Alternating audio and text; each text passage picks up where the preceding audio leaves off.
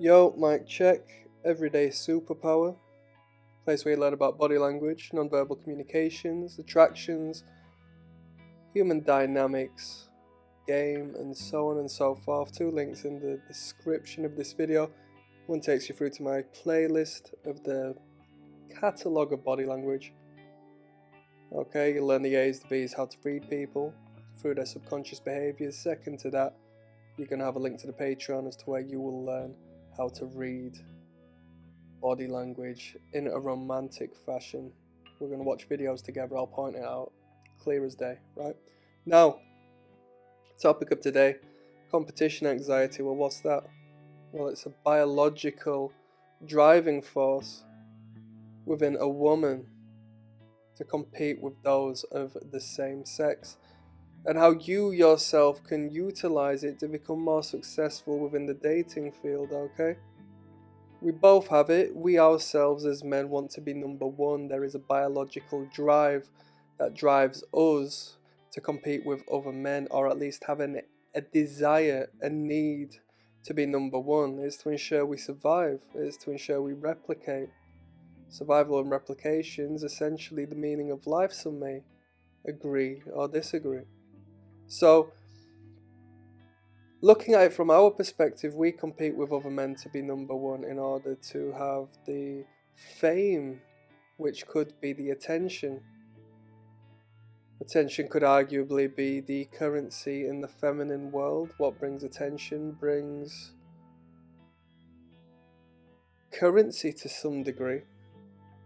Alright, we live in an attention economy at this moment in time as far as social media is concerned. From a marketing standpoint, they talk about publicity being key, being vital.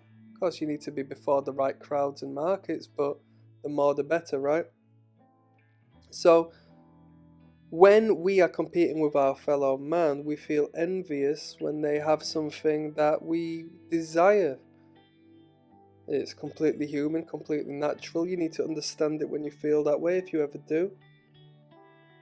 You need to let it wash over you and to get on with life, basically, as opposed to falling trapped into the negative spiral it can create. Understand what you're feeling, you're worth more, and that's why you feel that.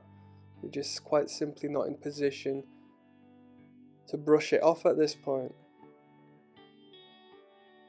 Jealousy is looking at those whom you believe can take what you have. Yes? Now understand that there is a parallel in the female world, but competition anxiety is less so about what the woman owns, but more so about who the woman is and her position in the sexual marketplace. It's a game of economics, scarcity and abundance, right? So,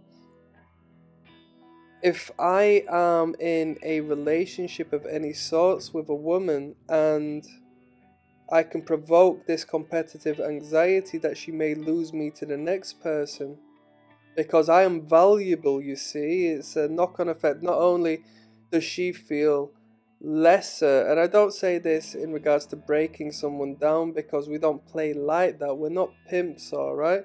But what we are valuable men, and with what comes with value comes with buyers.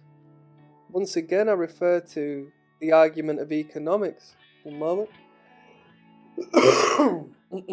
So, when we are valuable and other women are pursuing us and wanting us, it creates an anxiety in all women involved that not only what they have is special, but that they don't want to lose us because potentially in their past they've not dealt with men like us who've been able to utilize this biological component of a woman's desire. Competitive anxiety will mean that the woman is left alone without the man's care, catering, provision, resource,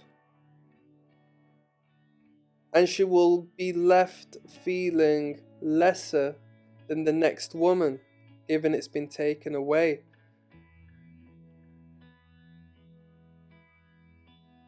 Women date up, right? She doesn't want to be knocked down a peg or two. She wants to have access to resources for her children, to provide for their offspring.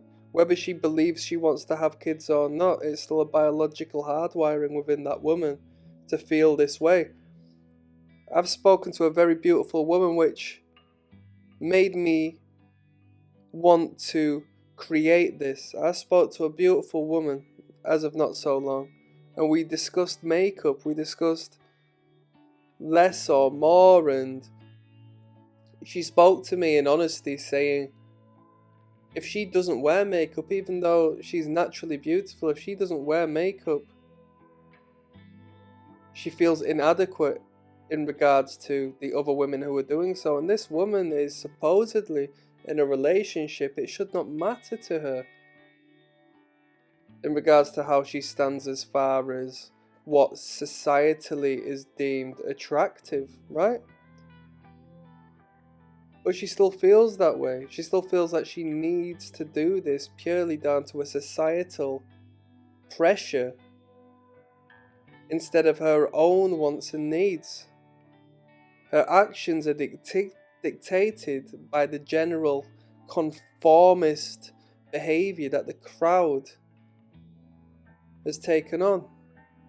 Competition anxiety. There was a scientific, well, whether it be scientific or pseudo-scientific, depending on what the approach was, there was a test done at the very least in regards to how hairdressers approach beautiful women in comparison with women who might not necessarily share the same societal beauty norms.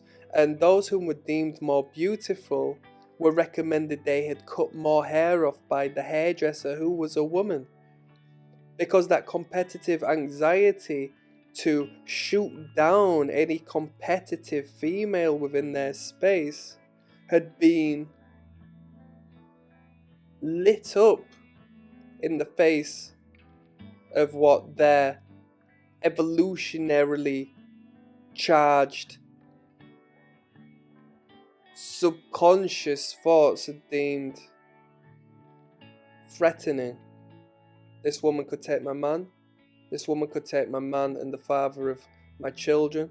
This woman could take any potential suitor I have in the market. This woman can take everything away from me, because you have to understand it's beyond being simply insecure.